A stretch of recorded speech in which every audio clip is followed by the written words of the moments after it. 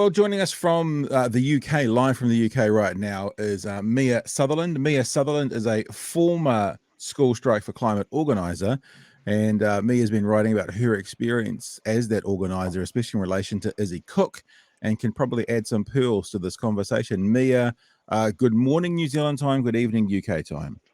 Thank you. Good morning. How are you? Yeah, doing very well. What you doing in the UK? I'm on a bit of an OE at the moment. I'm sure I won't get away with saying that I'm overseas. Right. I didn't even think about that. I didn't It's put not two and two lost on together. me at all. Yeah. It's not lost on me at all. Because that means you don't care about the climate if you've been on a plane and flown to the UK. Yeah, have it's you? unfortunate. All my hard work's undone. Yeah. But you know, happens, I guess. You get disillusioned. Um, no, so I'm on a bit of an OE at the moment. I'm working over here just on a bit of a break from my degree. Yeah. COVID kind of, am I allowed to swear? You can do whatever you fucking want. Okay, COVID kind of fucked up uni a wee bit for a lot of people. So over here now, having a great time. Still involved in climate stuff. It's really good. Definitely a lot harder over here. Obviously, the government fucking sucks. So it's really interesting getting that insight, and I can't wait to bring it back to New Zealand eventually. It's really cool. Are you studying something that will move into the field of, like, will it flow on from the organising climate stuff, or is it completely unrelated to what you're studying? So I was doing law and geography. So Okay. that was kind of, that was going into sustainability law. One of my big passions is public transport, really, and urban planning. So that was kind of where I was going with that. I probably still will. I've deferred it. I can go back to it if I want to. Yeah. So, yeah. Yeah, that's cool. Hey, well, you've written a piece. You've written lots of pieces. You were a contributor to stuff for quite a while, my understanding is. And you wrote a piece in this after the situation with Izzy Cook and Heather du Plessis-Allan, which we've commented on several times this week here in Big Hairy News. And it is titled, for people who are listening to the podcast, as a former School Strike for Climate organizer, I'm all too familiar with ridicule. But this interview even surprised me. Before I ask you any kind of specifics about your perspective and your experience, what were your reactions to hearing that conversation with Heather du Plessis-Allan and Izzy Cook a week ago, actually? Yeah, a week ago. So, yeah, as it says in that title, I'm used to it. And at first I kind of wasn't surprised in a way. But the more I thought about it, the more I kind of thought, no, this is a broadcaster. This is someone who has a platform. This is someone who is using her platform and has a following. It's not just a random Facebook commenter. It's not just someone's, granddad angry in the comments. This is like, this is like a person who kind of sets the precedent for how we can treat people in a way. Media and the people we see online, they do set a precedent for us. And so the more I thought about it, the more I was like, hold on, this actually just isn't right. And, we've dealt with blows from bigger media people, back in 2019, there were plenty of people who had something to say. But I just guess I think you described it quite well when you said it was very Mean Girls. It was very it was just kind of like, it just felt so just ridiculous. It just felt fake, and it just really, really struck a nerve with me because it picked up on something that really annoys me, which is the whole putting so much of an onus on people to change these big systems, which obviously we'll go into later. But I just thought, like, I haven't picked up the pen for a while, and I was just like, actually, like, no.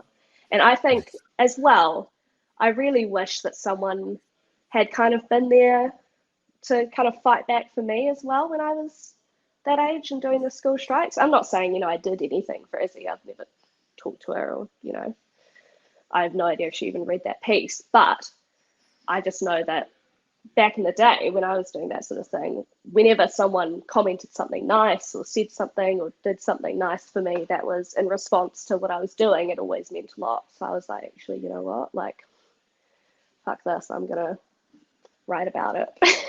No, look, I kind of feel the same. I mean, not my interest in this, but my sort of angle on this is I worked for ZB for over a decade, right? So there's a part of me which is like, I know how the system works. I don't know Heather du Plessis-Allan at all. She came on board after I left, but I still know people there today. And I've had people there today who are still in that building today thank me for the complaint I made. So, I didn't reach out and make a complaint officially, which is the first time I've ever done anything like that in my life, especially from someone who did work in radio to a radio company. Yeah. For anything like as a support thing. But there are people within the building today who have thanked me for making the complaint. Yeah. And then I've obviously had an influx of people from within the building today with all the goss and all the what they see is going on as truth with the new structures of what's happening in their building. And what did someone say to me? That it's lost its moral compass. That ZB's lost its moral compass. The people who are working there today, not like well, not people who have left it and are pissed off with it, or who are working for the opposition now, but people who are working there today are saying that. And so what you're saying about hearing support kind of echoes with me to the broadcaster's side of it as well. I've got people coming to me going, thanks for doing that, even though it was nothing to do with them and it wasn't affecting them. But like I said the other night, I had kind of an online live counseling session, and I'm like, what I think I realized part of it for me was I love that medium of radio. I love it, and it feels like Heather du Plessis-Allan kind of took this medium that I love, screwed it up into a ball, shat on it, and then threw it out there. Kind of treated it, basically abused it. She's like a talkback radio abuser. So I hear what you're saying from another perspective. Not that I also didn't make some statements to sort of in support of Izzy, obviously as well.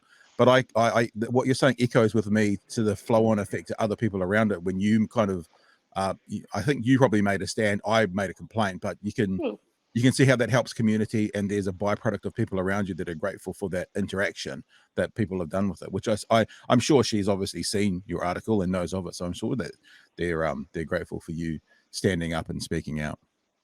Yeah, I hope so. I do. Yeah, I do know that. Yeah, as I said, back when I was writing and getting all these comments and stuff, and never at the same level of publicity as this, but still in such a high quantity and consistency. So I do somewhat understand how. Well, I think you're right though. It also really does. It's about the person. Like the person who did this is a seasoned journalist, a professional, highly paid broadcaster. I mean, getting highly paid shouldn't make you good or bad, but is still it holds an accountability. Yeah, a mother. Yep.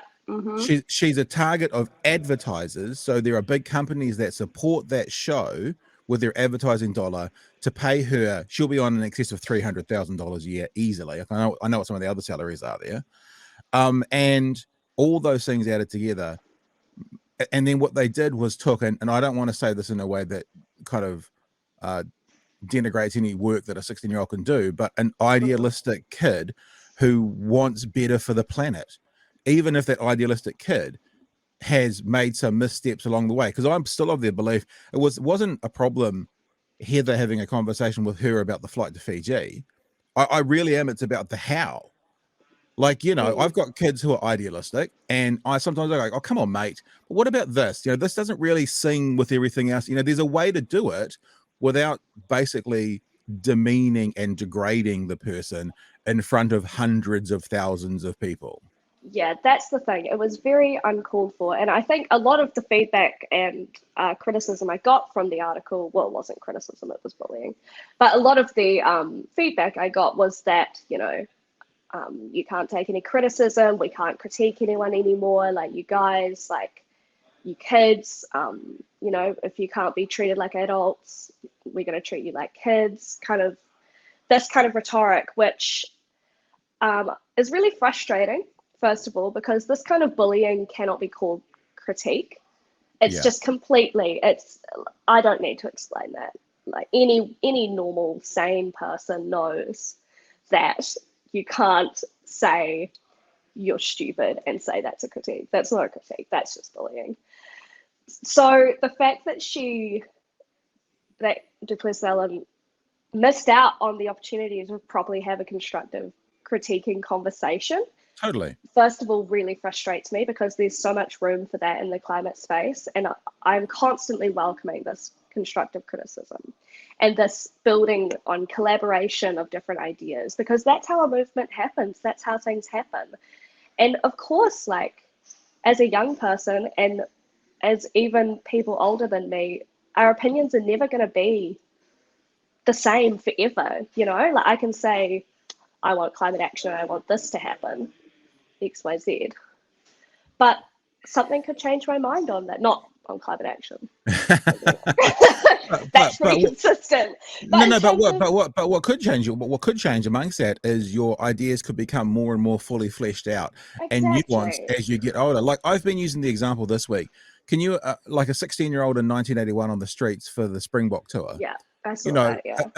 Imagine if an advisor had gone, well, how are you going to stop cigarette? What are you going to do to the businesses in South Africa who now have to provide for twice the number of people? What have you not thought of these things through? Or like a 16-year-old on the streets in the 70s for the Vietnam War. Well, how are you going to stop the draft? How are we going to get these people? You know, like it's like on some level, again, and I don't want to be dismissive to young people. No. They're trying on these ideas to see what fits, and they're trying how to communicate them, and they're going, I don't fucking know. I just want Nelson Mandela to be released from prison. You know, this is not okay. So then it's the nuance, and it's the, you know, that comes with age and experience from the start. And I feel like people who are going, and I would like to move into your experiences now, people who are going into the it's interesting the number of people. And I'm now getting comments on my posts about this week from all over the world. I find that to be really interesting. I'm getting comments on my posts, and I can't say it's all of them now, although I have said it in the past, that are probably 90+% male. And I'm getting comments from all over the world that are completely not what I've said, because what I've said, it's how she talked to her. It's not that she brought it up. And they're all saying, well, of course she can bring it up. So all of the comments I'm getting are about the you know, viewed hypocrisy of the flights. They're not actually about what we were talking about, which is how she talked to her about it.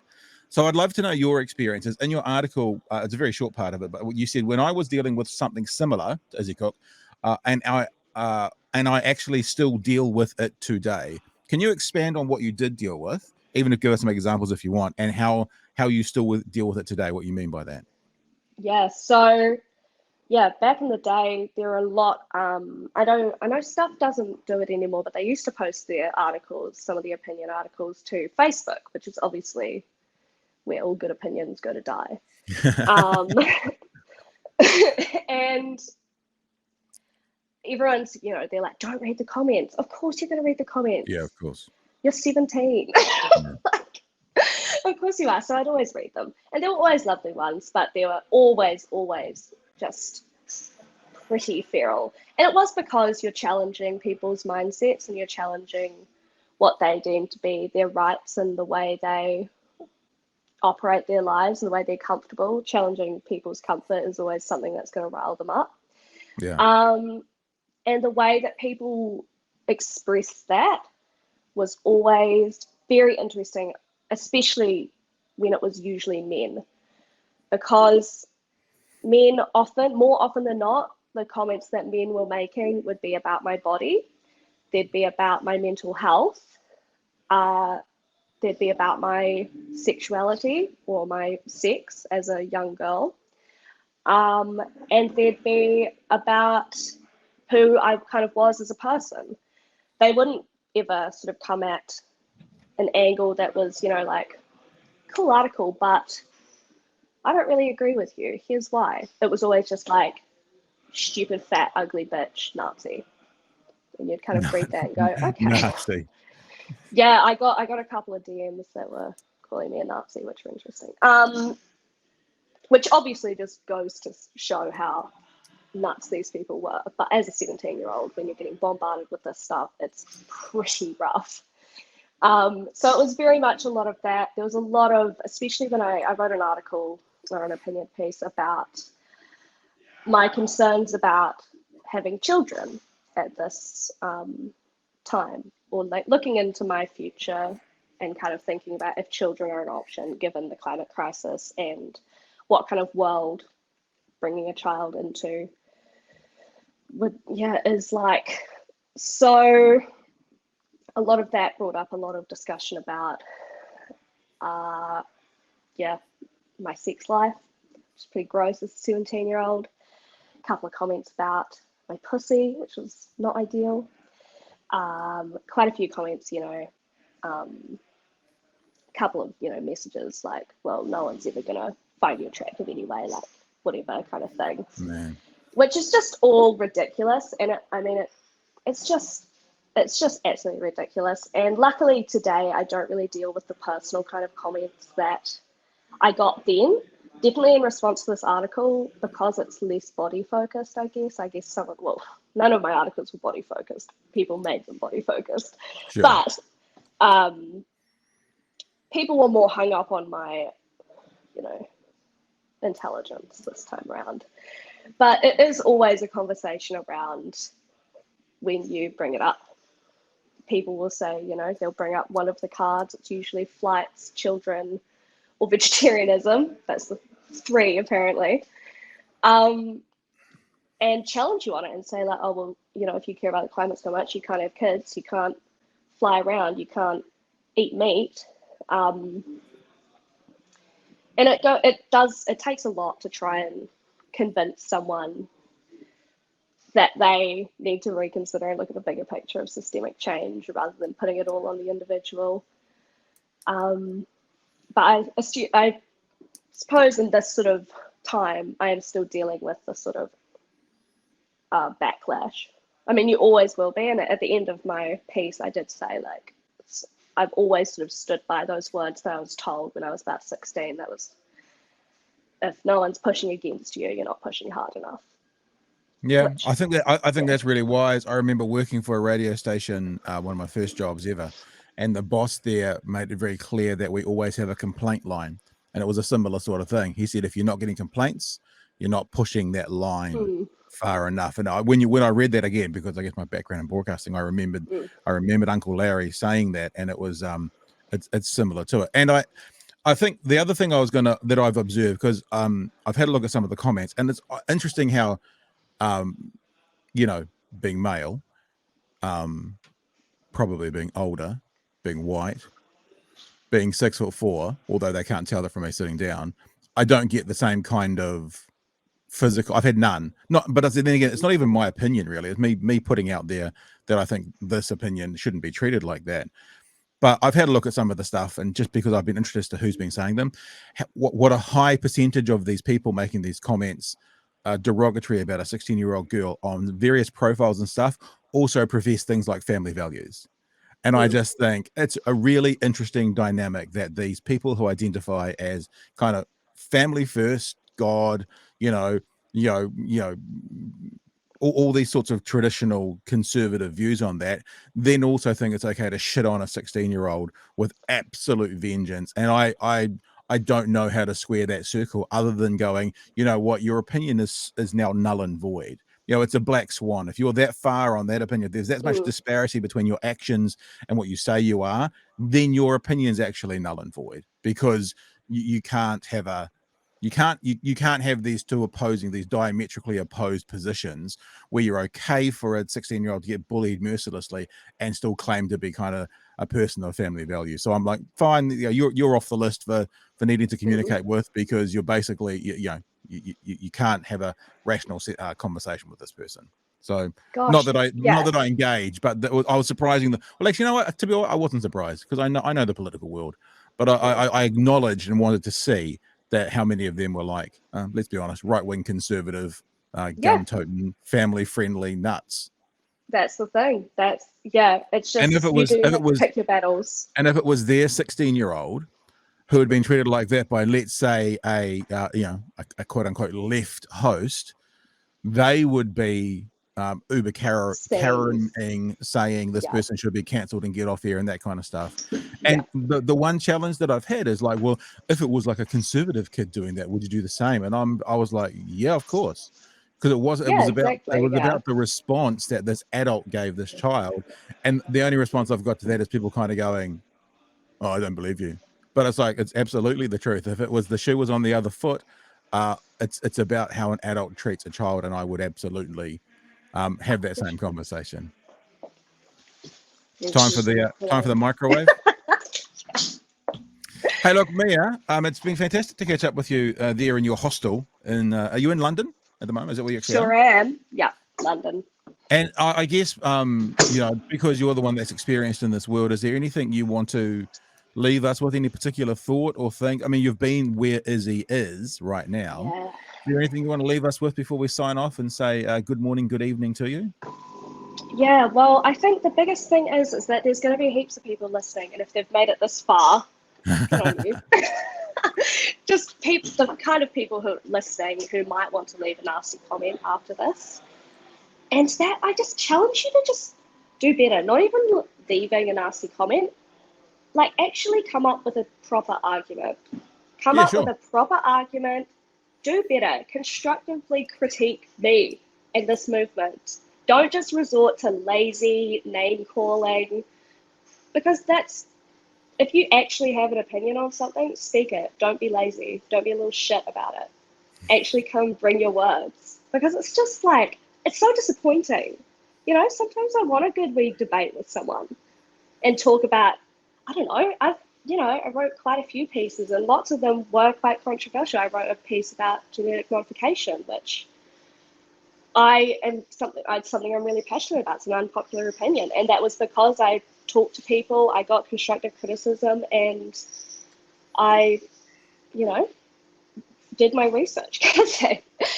So I challenge you to actually come up with something decent instead of just saying you're a stupid, annoying little girl who doesn't deserve to vote and has flown overseas. I do love the phrase you just said about using your words. I love that. And the reason I love it is what I found with this group of people. If you act, because that's how you speak to a toddler. Come on, use your words. Don't have a tantrum. Use your words, and it's accurate. And they hate it. One of the things I often do is I always go, "Oh, you're adorable. Look at you using your big boy words. You're well done." And they go off the handle. Do you know why? Because it demeans them. Yet they're now saying it's okay to demean a 16-year-old. And I guess when Oh I do gosh, that, yeah. it's me pointing out the hypocrisy of all these adorable little darling right-wingers trying to put on their big boy pants and use their big boy words. So I love that you've just said use your words. So look, thanks for joining us. Former School Strike for Climate organizer Mia Sutherland from the UK. I really appreciate your time, mate. And sounds like something good's been cooked for dinner there. So thanks for joining us. I assume so. Hey, thanks so much for having me. It's been good to chat.